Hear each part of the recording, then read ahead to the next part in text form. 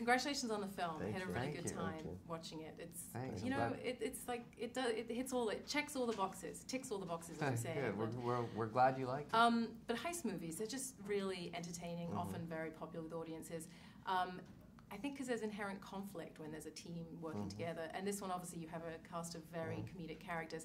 Talk a little bit about how the story, the heist story, and the colourful characters gel so well to make it so much fun. Well, first of all, heist movies when they're great, they're really, really great. They're hard to make work because you have somebody taking something from somebody else.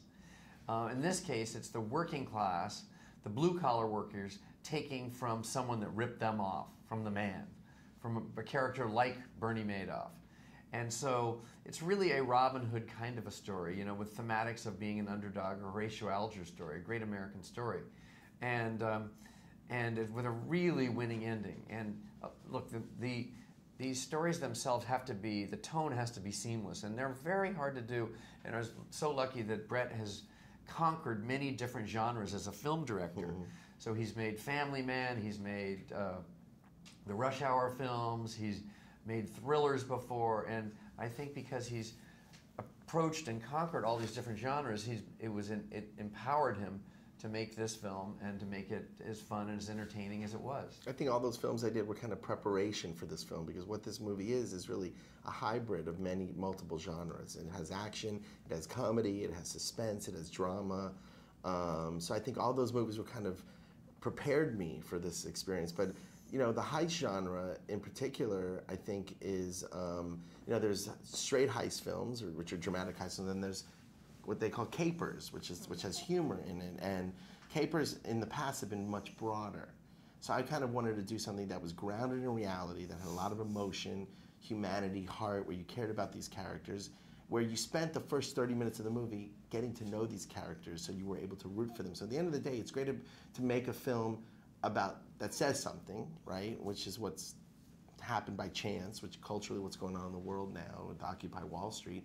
But more importantly, you get to root for these characters because you want them to win. You want them to get back what was taken from them. And that is really the essence of the film and what we try to accomplish, which is you get Eddie and Ben, who are funny, but they're playing, you know, real characters. And you don't surround them with a bunch of comedians. You surround them with grounded actors that will bring, or are not doing it with a wink. Once you do it with a wink, then you're not vested and you don't care. Then you don't believe they lost their money. You don't believe that they you know, have anything vested in it. So it's having a real villain is another big thing that is very important. And that's why Alan Alda was the perfect villain in this movie, a contemporary villain, obviously what's going on in the world, and somebody where there's real stakes and there's something that these characters have to lose.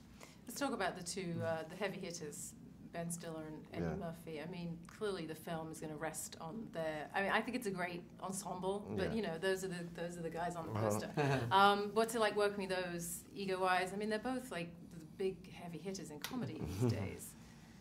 Well, I think Brett just engendered so much trust in both of them, and we started with the idea that was pitched to us by Eddie Murphy to the both of us, and then we very quickly, after Eddie was in, we went and got together with Ben, and Ben had known Brett for quite some time, and just had never worked together. They'd flirted with each other, and it was a perfect opportunity for Ben to work in it.